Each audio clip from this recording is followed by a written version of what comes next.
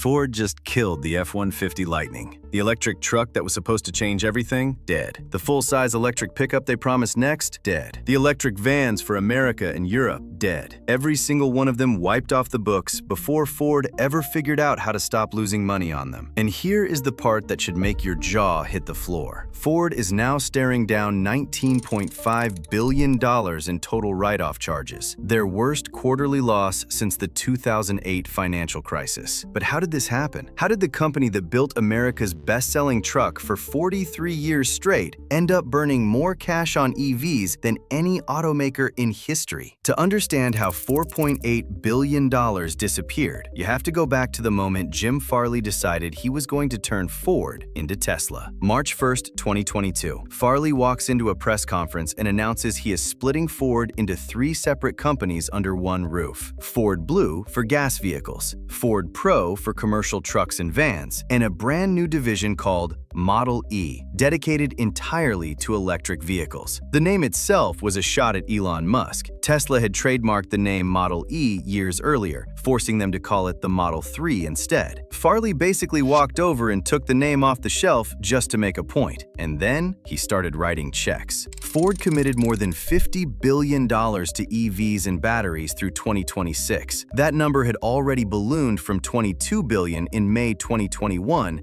to $30 billion later that year, to $50 billion by the time Model E launched. Every time someone asked Farley if he was sure about this, he raised the bet. He told reporters Ford needed to match Tesla on cost, that Ford's distribution model was $2,000 per vehicle more expensive than Tesla's, and that the entire company had to be rebuilt from the ground up to compete.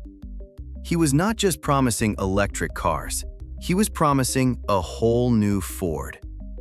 And the customers he was chasing? They did not exist in the numbers he needed.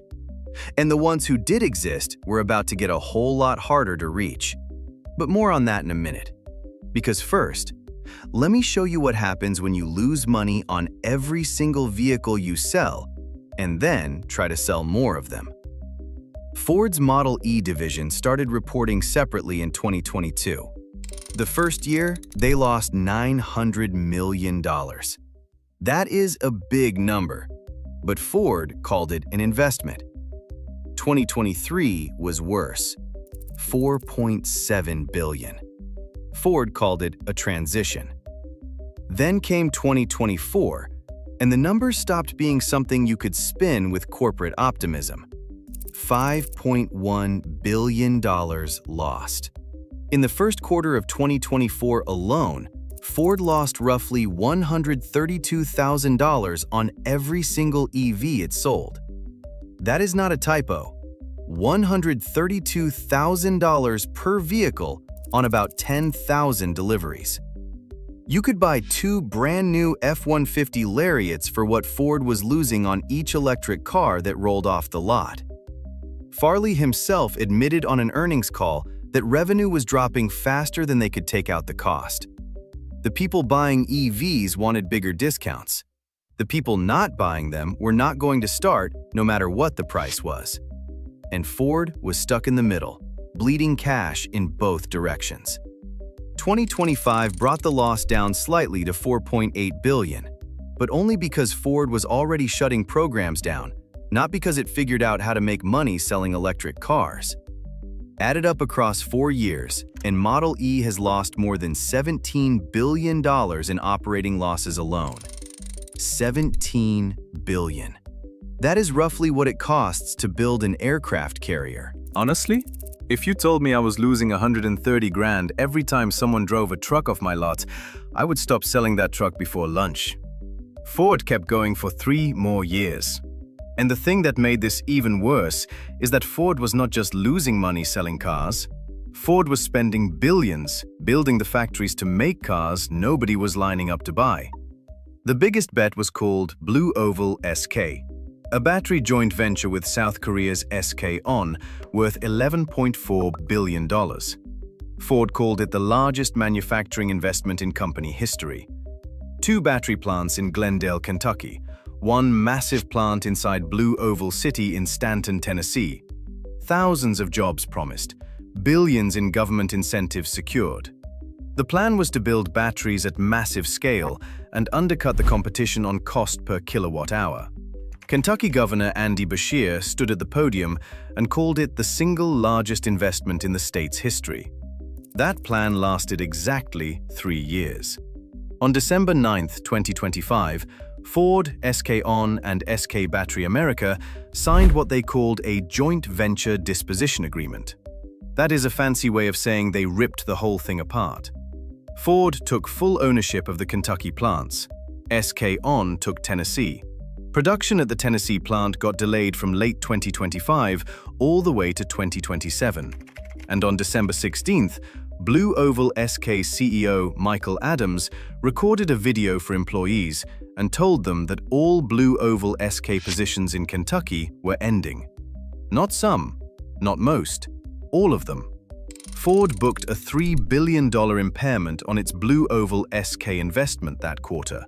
The Kentucky plants are being repurposed for battery energy storage systems. That is $1 billion way of saying they are going to make giant batteries for buildings instead of cars. Now imagine being one of those workers. You moved your family to Glendale, Kentucky because Ford and the governor told you this was the future of American manufacturing.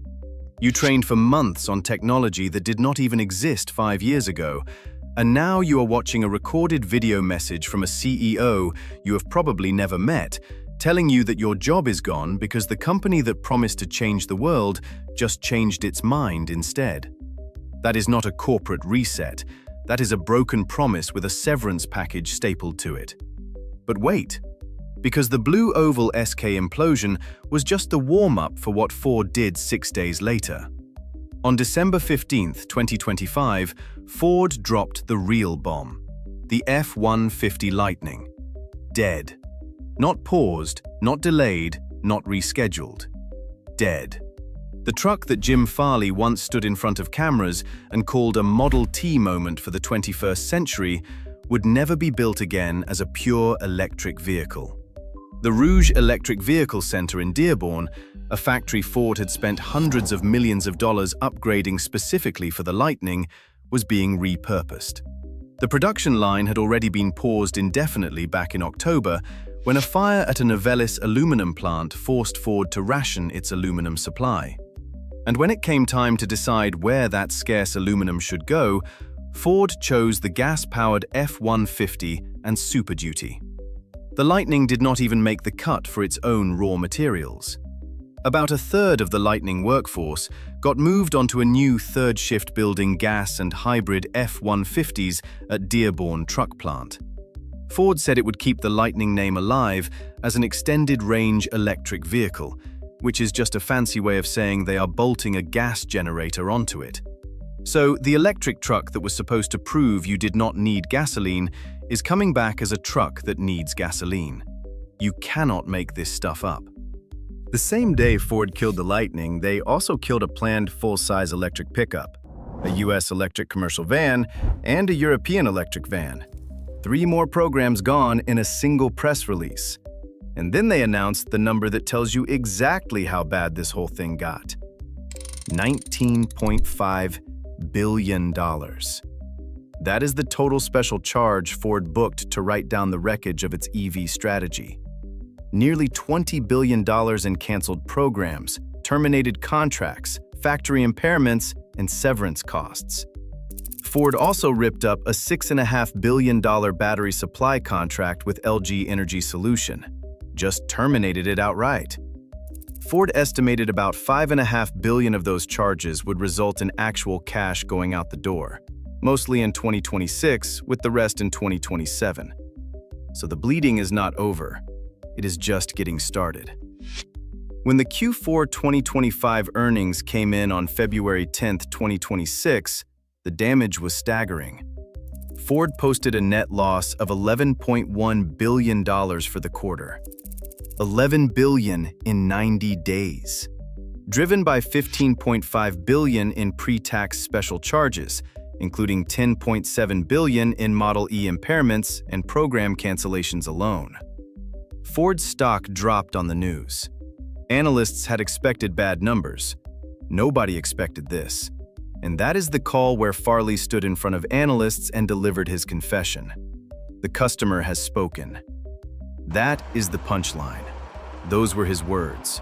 He also said Ford was following customers to where the market is, not where people thought it was going to be. Which is a real interesting way to describe what just happened. Because where the market is right now is exactly where it was when Ford started this whole thing. Guys buying gas trucks. Farley also told analysts that large EVs have an unresolvable towing and weight problem, and that hybrids and extended-range vehicles are the durable answer for body-on-frame trucks, which is something any guy who has ever hitched up a 20-foot bass boat already knew.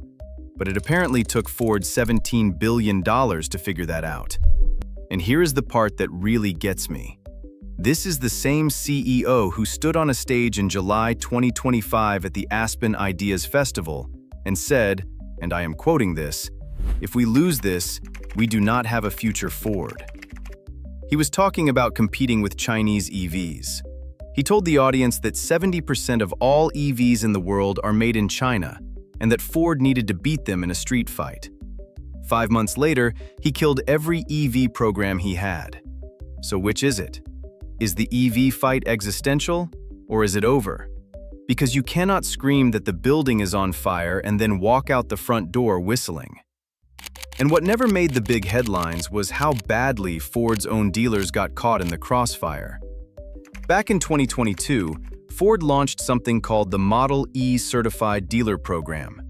It required dealers to invest anywhere from $500,000 to $1.2 million per store on DC fast chargers and infrastructure upgrades just to earn the right to sell electric Fords. Dealers in New York, Arkansas, and Illinois sued. Ford quietly abandoned the whole program in mid-2024. Then in February 2025, Ford scrapped its Rapid Replenishment Center pilot, a 21-location warehouse system where EVs sat in hubs instead of on dealer lots. Dealers complained customers could not even find the cars online because the hub inventory did not show up on Cars.com or AutoTrader. Ford is now reimbursing some dealers for stranded charger investments. A class action lawsuit filed in 2025 alleges Ford has been systematically underpaying warranty reimbursements, including the sky-high cost of EV battery replacements. A Ford dealer in East Tennessee had Lightning sitting unsold for over 120 days after the tax credit expired. A dealer outside of Philadelphia told Industry Press he had stopped ordering EVs entirely. These are guys who invested their own money because Ford told them the future was electric. And now Ford is handing them a partial refund and a shrug. Look, I want to be fair to Farley here. He is not the only CEO who walked his company off this cliff. Not even close. And this is the part that should genuinely scare you, because it is not just Ford. It is all of Detroit, and some companies outside of it. General Motors booked $7.6 billion in EV-related charges across the second half of 2025. That included $1.8 billion in asset impairments and $4.2 billion in supplier contract cancellations. They retired the Ultium brand name entirely, delayed the Orion Assembly electric truck program. Mary Barra told investors GM's EV losses had peaked. We will see about that. Then Stellantis, the parent company of Jeep, Ram, and Dodge, dropped the biggest single EV write-down in the history of the auto industry. $26.5 billion. They killed the all-electric Ram 1500, suspended the shareholder dividend. Their new CEO, Antonio Filosa, is essentially running a fire sale on everything the previous CEO, Carlos Tavares, bought before he got pushed out. Rivian's full-year 2025 net loss came in at $3.6 billion on deliveries that fell 18% year-over-year. Q4 deliveries alone dropped 31%. Lucid changed CEOs and revised its production guidance down to between 18 and 20,000 vehicles. Add Ford, GM, and Stellantis together, and Detroit's three biggest automakers have written off more than $53 billion in EV investments in the span of about 4 months. And according to one industry analysis, combined EV losses across 7 major automakers hit roughly $114 billion between 2022 and late 2025. $114 billion. That is not a market correction. That is an entire industry admitting it bet the house on a hand it never had. And what drove the final nail into all of it was Washington pulling the rug out from under the whole thing. The One Big Beautiful Bill Act, signed on July 4, 2025, killed the $7,500 federal EV tax credit effective September 30th. Buyers rushed in before the deadline. Ford sold a record 10,005 Lightning trucks in Q3 alone. The Mustang Mach-E jumped 51% that quarter. It looked like a boom. Then October hit, and reality walked through the door. Lightning sales cratered to 1,543. Mach-E dropped from over 7,600 in September to under 3,000 in October. On June 12, 2025, Trump signed resolutions revoking California's Advanced Clean Cars 2 waiver, killing the EV sales mandates that had been forcing automakers to build these vehicles in the first place. Then in December, the Trump administration rolled back fuel economy standards to roughly 34.5 miles per gallon through model year 2031, down from the 50 mile per gallon target. Every mandate, every incentive, every stick, and every carrot that Ford's entire EV business case was built on got demolished in about 6 months. The regulatory floor did not just crack, it got dynamited. Bank of America analyst John Murphy called it an unprecedented EV headfake that wreaked havoc on product plans and predicted multi-billion-dollar write-downs flooding the headlines for years to come. Morgan Stanley's Adam Jonas called Ford Pro the company's Ferrari and Model E an EV science project. And Sam Abulsamid at Telemetry told the Detroit News that Ford's perpetual problem is actually executing, that they come up with lots of good plans, but actually building the stuff seems to be more difficult. I think that is the most generous way anyone could possibly describe what just happened here. Ford did not just fail to execute. Ford spent $17 billion across 4 years proving that the EV market it promised Wall Street was a mirage. And the person who saw it most clearly was never on a single earnings call. It was the guy who was never going to trade in his gas truck for a battery that cannot tow a boat past the county line. So what is Ford doing now? Farley is betting what is left of the company's EV future on a single affordable platform, a $30,000 mid-size electric pickup launching from Louisville assembly plant in 2027. Ford is investing $5 billion into it, $2 billion to retool Louisville and $3 billion at the Marshall, Michigan battery plant. The plan uses cheaper lithium iron phosphate batteries and giant cast parts to cut costs by about 20%. He is also going all in on hybrids and extended-range electric vehicles, promising they will make up roughly half of Ford's global volume by 2030. And Model E break-even? Originally targeted for 2026, then pushed to 2027, now pushed again to 2029. Third time is the charm, right? Ford also warned investors to expect another $7 billion in special charges across 2026 and 2027 to finish cleaning up the wreckage. Farley said on the earnings call that Ford is not going backward on EVs, but he also admitted the company engineered its first-generation EVs the way it had spent 120 years designing combustion vehicles, and that after tearing apart a Tesla Model Y and comparing it to the Mach-E, Ford found its wiring harness was 70 pounds heavier and 1.3 kilometers longer. Ford's vice chair John Lawler looked at it and said, and I am paraphrasing here, "We are really far behind." Ford reports Q1 2026 earnings in late April, and the number I am watching is whether Model E losses are tracking above or below that $4.5 billion guide for the year. Subscribe so you get the breakdown before anyone spins it.